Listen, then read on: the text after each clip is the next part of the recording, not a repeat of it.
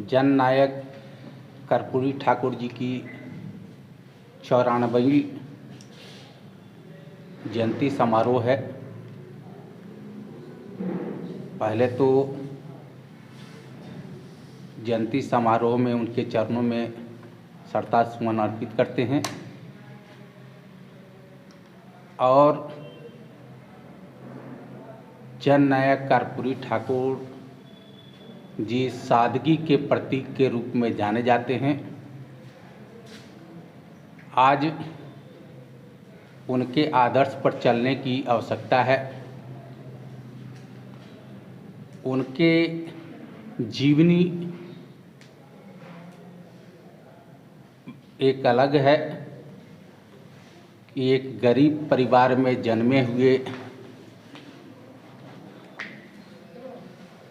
बेटा जब मैट्रिक के परीक्षा फर्स्ट डिवीज़न से पास किए और उस ज़माने में पूरे गांव कस्बे में बिरले लोग मैट्रिक पास करता था और उस समय वो जब अपने ज़मींदार उसके पिताजी के पास गए। पिताजी बोले कि पापा मैं फर्स्ट डिवीज़न पास कर किया हूँ, तो उनको खुशी हुई और उनको लगा कि पहले हमारे ज़मींदार साहब के यहाँ जा कर के उनसे आशीर्वाद लिया जाए। तो वो आशीर्वाद लेने के लिए गए। कहे कि मेरा लड़का जो है फर्स्ट डिवीज़न पास किया है मैट्रिक में। तो वहाँ से जवाब मिली कि वो लड़का फर्स्ट डिवीज़न पास किया है, पैर दबाओ। तो उसी समय कि हमको उस ऊंचाई तक जाना है और 1952 में वो प्रथम बार विधायक बने और विधायक बनने के उपरांत एक डेलीगेशन मंडल विदेश जा रही थी और विदेश जाने के लिए उनको मौका मिला है प्रतिनिधित्व करने का।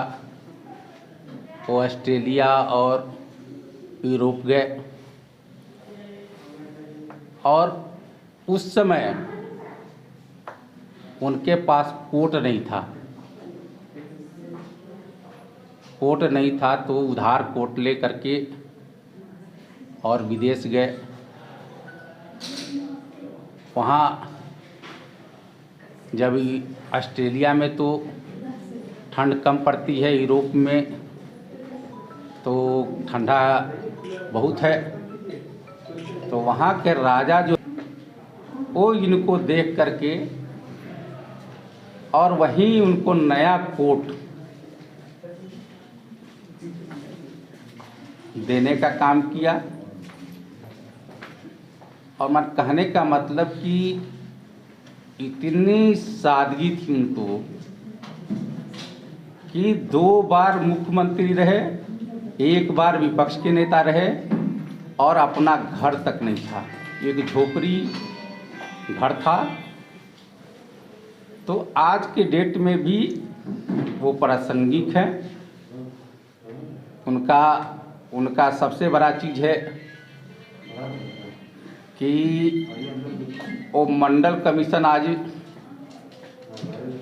उस समय जब मुख्यमंत्री बने और 26% आरक्षण दिया पिछड़ों को, 20% पिछड़ों को और 3% महिला और 2% स्वर्ण जाति के महिला के लिए आरक्षण किए। तो उस मुख्यमंत्री रहते जिस तरह विधानसभा में लोगों ने जिस तरह प्रताड़ित किया, तो जो स्थिति है कि एक तो 2 बार मुख्यमंत्री रहते भी, 1 बार विपक्ष के नेता रहते हुए अपने परिवार को अपने लड़का को स्पष्ट उन्होंने कहा कि किसी तरह का प्रलोभन में नहीं आना है।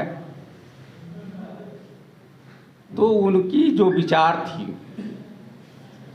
वो सादगी के प्रतीक थी। वो समाजवादी नेता थे।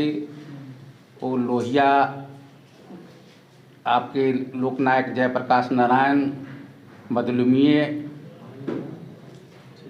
और उनके गुरु माने हमारे नेता माननीय लालू यादव जी, राष्ट्रीय जनता दल के राष्ट्रीय अध्यक्ष के गुरु थे जननायक कर्पूरी ठाकुर। उनका उत्तराधिकारी हमारे राष्ट्रीय जनता दल के राष्ट्रीय अध्यक्ष माननीय लालू यादव बने और बनने के बाद जो इन्होंने मंडल मसीहा बनने का काम किया और 50% आरक्षण आज प्रदेश कार्यालय में निवर्तमान अध्यक्ष श्री अभय सिंह जी की अध्यक्षता में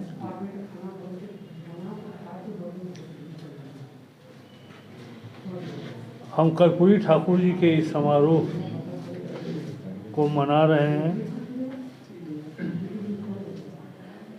सच पूछिए तो मुझे कर्पूरी ठाकुर जी जब विपक्ष के नेता थे तो मैं बिहार विधानसभा का सदस्य था। तात्पर्य कहने का यह है कि मुझे उनके साथ काम करने का मौका मिला।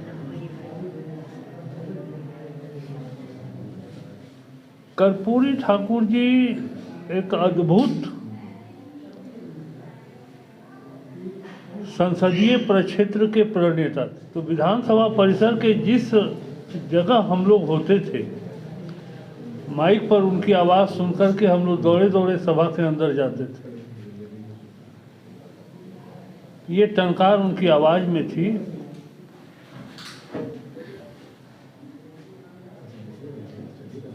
और जिस तरह संसदीय प्रक्रियाओं को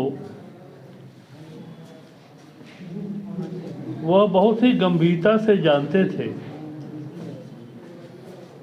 मैं समझता हूं कि बिहार विधानसभा के इतिहास में ये पहला अवसर था कि कर्पूरी ठाकुर सरीखे नेता सभा को मिला था। समतामूलक समाज के प्रणेता थे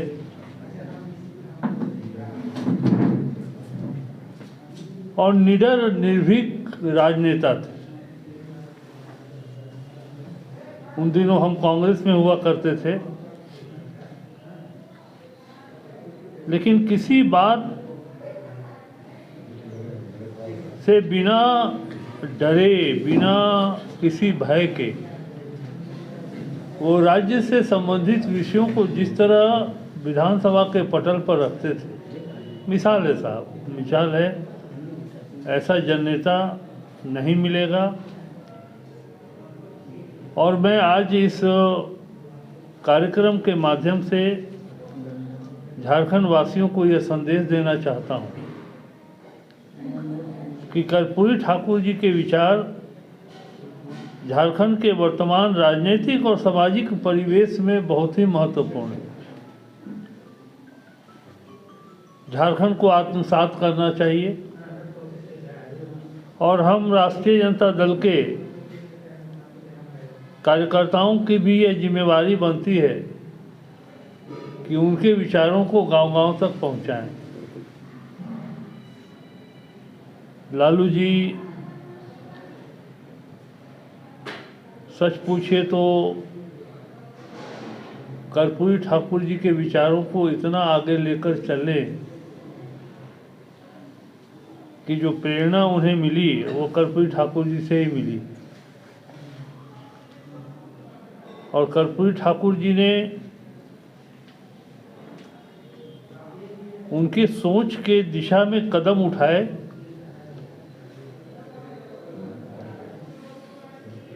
मैं समझता हूं कि झारखंड में आज कर्पूरी ठाकुर जी के दर्शन वो एक राजनीतिक सामाजिक विचारक ही नहीं थे, वो एक फिलॉसफी थे अपने आप में।